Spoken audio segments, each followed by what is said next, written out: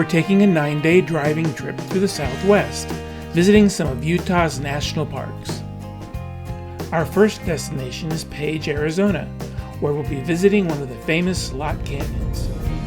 We're trying to avoid most of the interstates to see more of the natural landscape.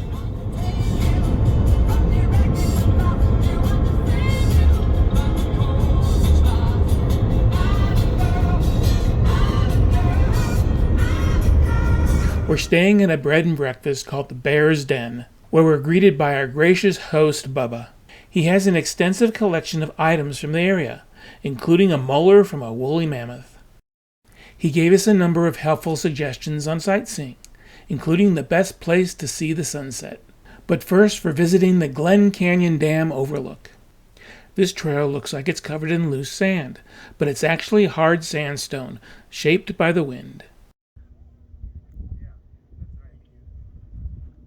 Behind the Glen Canyon Dam is Lake Powell, formed by the damming of the Colorado River. The dam was constructed in 1963 and took 17 years to fill. One of the reasons it took so long was the unexpected porous nature of the Navajo sandstone.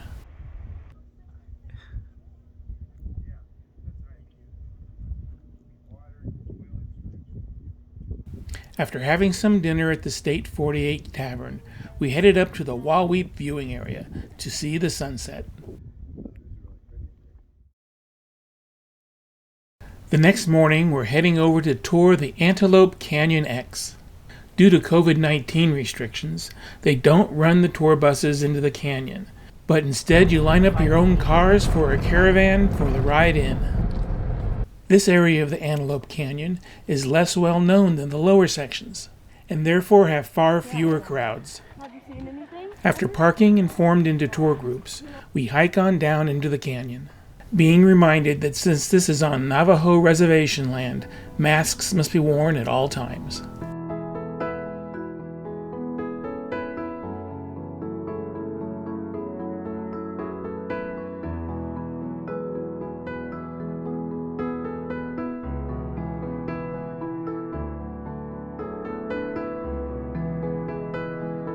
You may wonder why this is called Canyon X. In this certain area of the canyon, if you look up, you can see that it forms an X.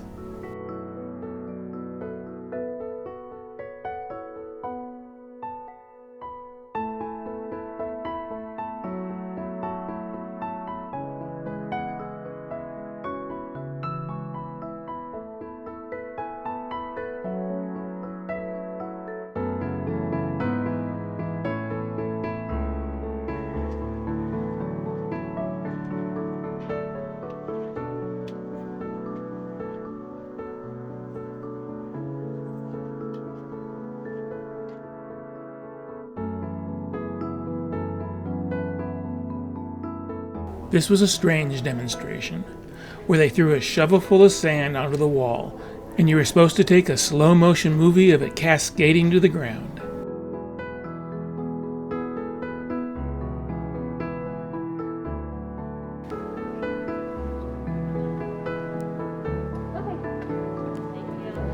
After our hour-long tour and the steep walk back out of the canyon, we were back on the road again for the 2.5-hour ride to Springdale, just outside Zion National Park.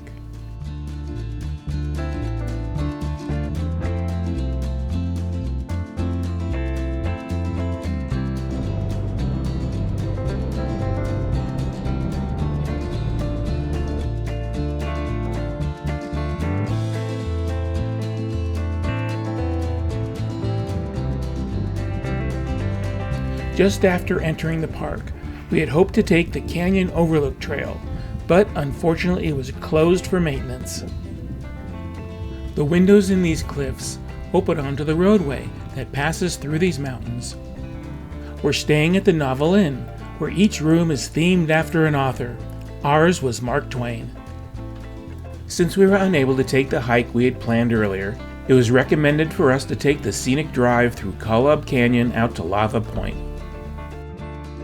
The drive took us longer than we expected, and we barely got there before the sun set.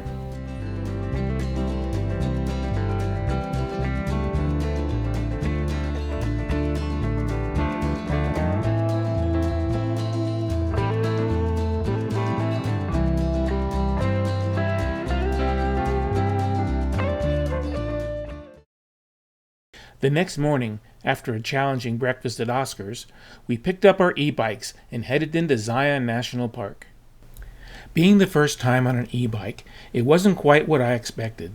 The electric motor just took over as long as the pedals were moving, so it really wasn't an assist as I was expecting, but Marianne loved it. Our first stop was at the Grotto Trailhead, where we took the Kayenta Trail, heading toward the Emerald Pools.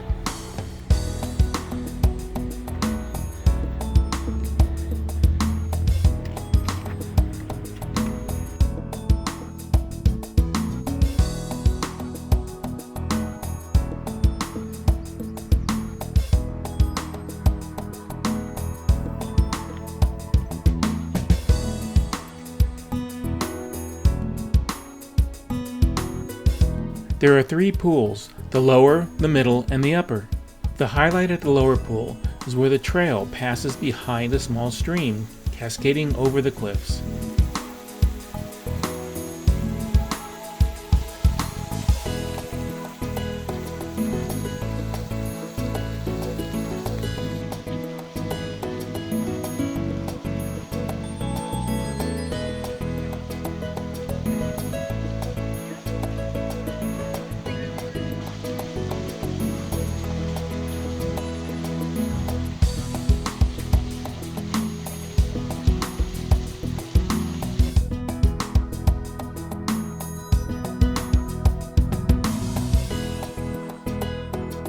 The trail steepens after leaving the lower pool. Luckily, the crowds weren't too bad. But besides some of the views on the way up, the pools really weren't that much to see.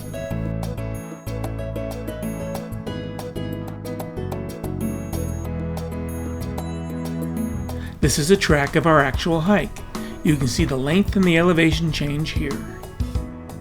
After returning from the Emerald Pools, we stopped in at the Zion Lodge for a refreshing root beer before getting back on our e-bikes and heading toward the Temple of Sinawaba to take the Riverside Trail toward the Narrows.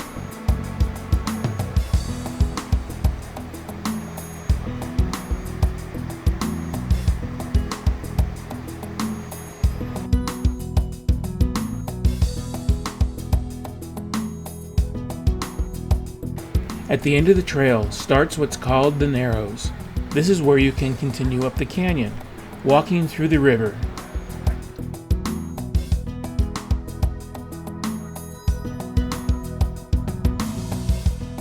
Finishing up our day on the bikes, we headed back into town, stopping only for the occasional deer.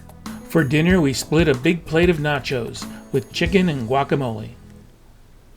Today we're driving out of Zion National Park, but this time we have a little extra time to take in some of the wonderful scenery. This is called Checkerboard Mesa. Its unique pattern is caused by the contraction and expansion of the sandstone.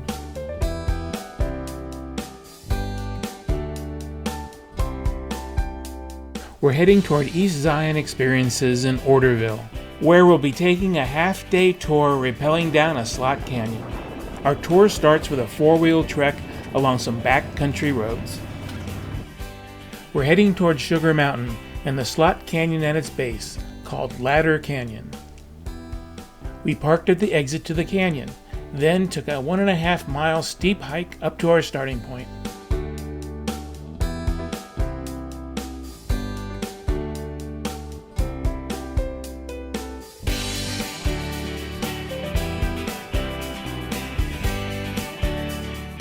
Our guide's name is Ted, and his one other guest is named Tiffany, who is up here from South Texas to run a marathon.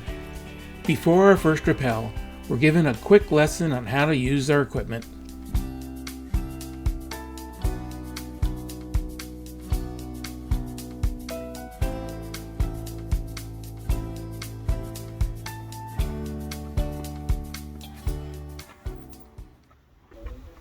Sorry, I had you waiting here. My damn phone is turning off. Whoa.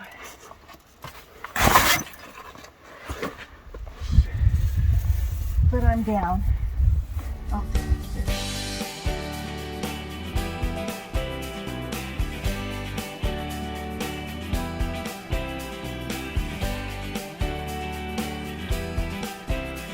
put your right foot on the rock that's underneath it.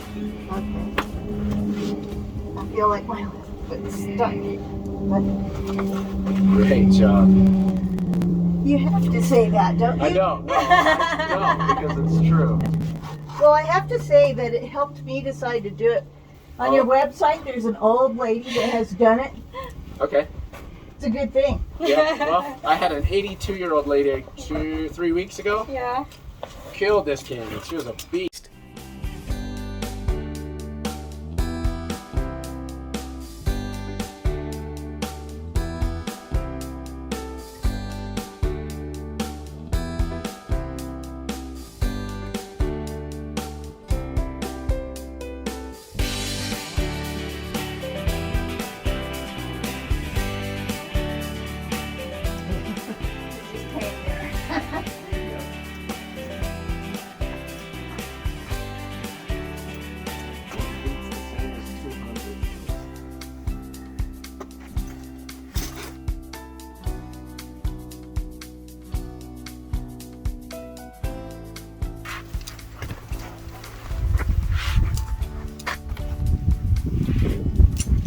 Great job.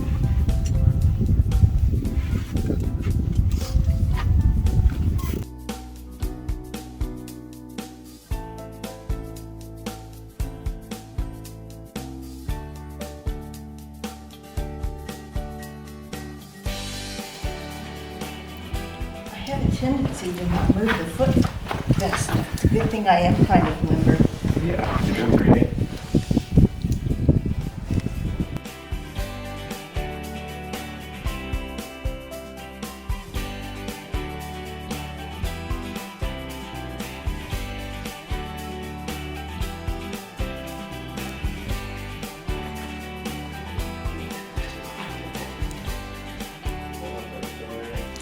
Oh, good. And how long do you think this one is? I can't see the It's about bottom. 50 feet.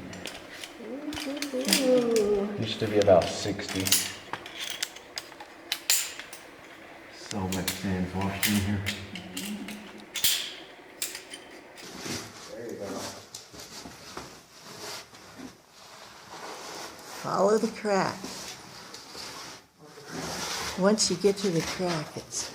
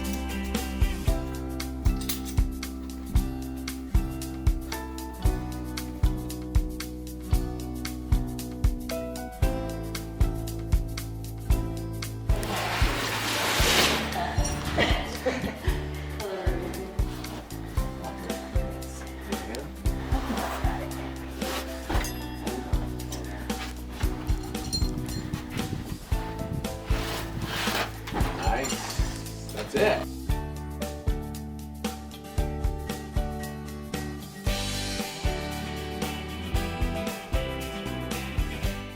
We went to Ladder Canyon. It's on state land. We did 7 rappels. Dropped it. Places like King Tut's Tomb. That was the last one we went Last to. rappel into Skunk Alley. Longest rappel was 50 feet. Shortest was about 8. And next time you come back, we're doing something bigger. Sounds good. Yep, and you guys aced it. Thanks. With plenty of time left in the day, we head on up to Bryce Canyon National Park, where we'll finish our day with a hike to Mossy Cave. But on our way, we had to stop at the Thunder Mountain Trailhead in the Dixie National Forest.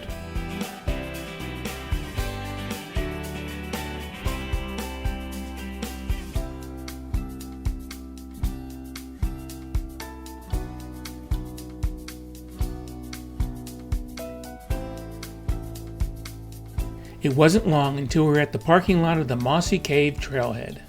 The trail is flat and level and follows along the impressive sandstone cliffs.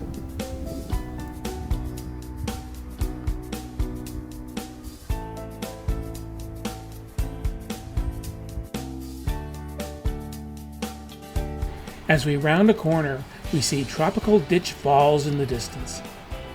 This is actually part of a hand-dug canal, completed in 1892. Following the trail in the other direction, we come to Mossy Cave. What a disappointment. It was just a small recess in the hillside with a little bit of water and moss.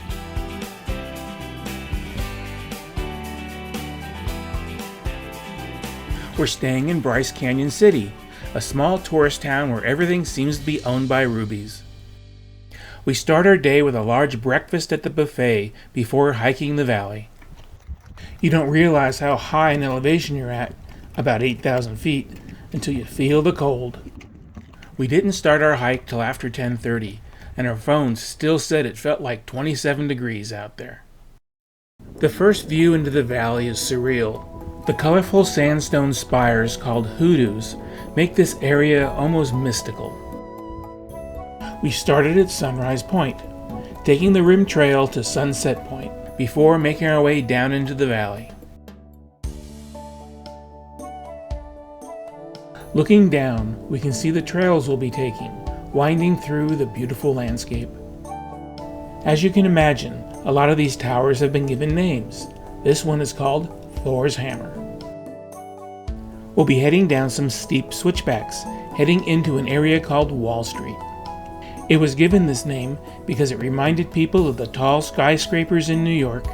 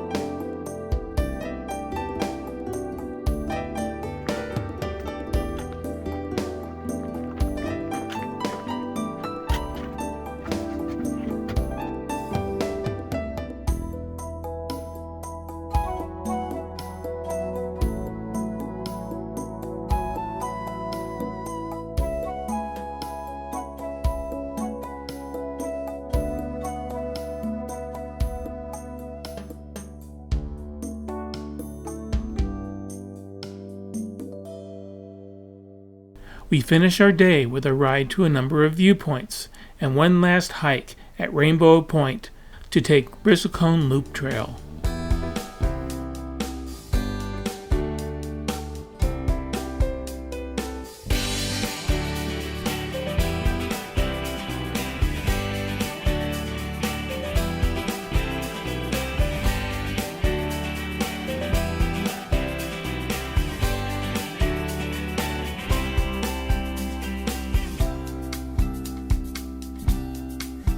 Rainbow Point is the highest area of the park with an elevation of 9,100 feet. And this is where we're taking the Bristlecone Pine Loop Trail. Bristlecones are known for their longevity, some as old as 3,000 years. Some of the bristlecone pines along this walk are estimated to be about 1,800 years old. Tomorrow we'll be driving along scenic Highway 12 to Moab, where we'll be doing some whitewater river rafting and visiting Arches National Park.